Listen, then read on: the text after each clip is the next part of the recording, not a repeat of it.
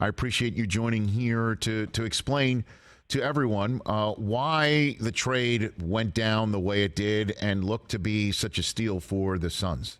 David. Well, I think the Wizards painted themselves in a corner by giving Bradley the no trade clause last summer on top of the max contract.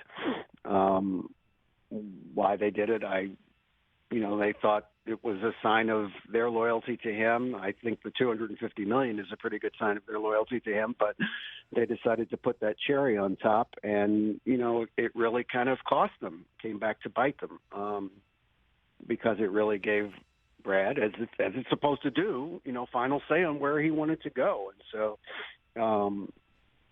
it just kind of limited the available trades that the Wizards would be able to make for him because he could say, "Well, I'm not going to agree to that trade." It's the same in baseball when you give no trade clauses to players.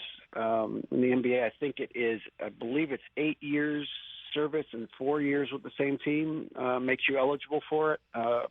But nobody else in the league had it because it gives the player a huge hammer. And so they could not really generate a whole lot of trade offers, in part because of that, but also in part because the contract's just pretty big and onerous and makes it very difficult to absorb. And there's just not many teams, especially with the new cap rules coming online, Rich, with the new collective bargaining agreement.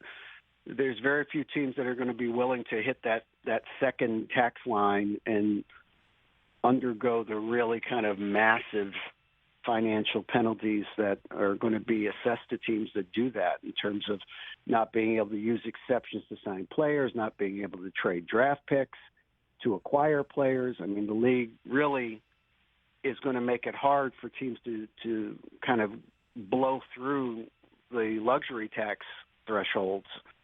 But the Suns, with their new ownership, are willing to at least get close to it or do it for a year or skirt it or not skirt it, but go through it. And they found a partner. But the Suns obviously didn't offer them very much because they don't have any draft inventory. And they didn't, they're not going to give you Durant or Booker, obviously. So the Wizards were just kind of desperate to get Beal's contract off their books, and they did.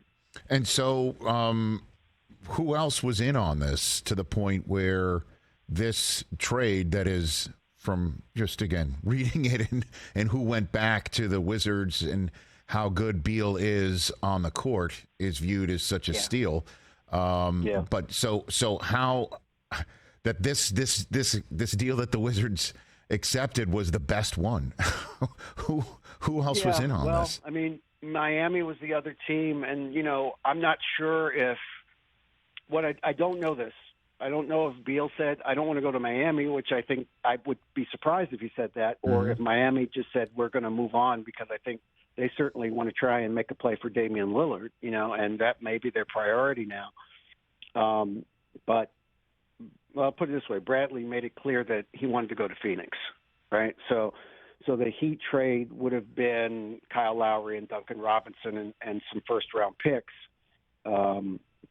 And I think the Wizards, if you gave them True Serum, would tell you that they wanted to take that deal because of the draft, the first-round picks that were attached to it. But at the end of the day, if Brad wants to go to Phoenix, they had to make that deal because he would not have approved the deal to Miami as long as the Phoenix deal was still valuable. And I guess it still was, as Matt Ishbia was determined to kind of make another splash and improve his team. Senior NBA columnist from The Athletic, David Aldridge, here on the Rich Eisen Show. And let's talk about the effect on the Suns.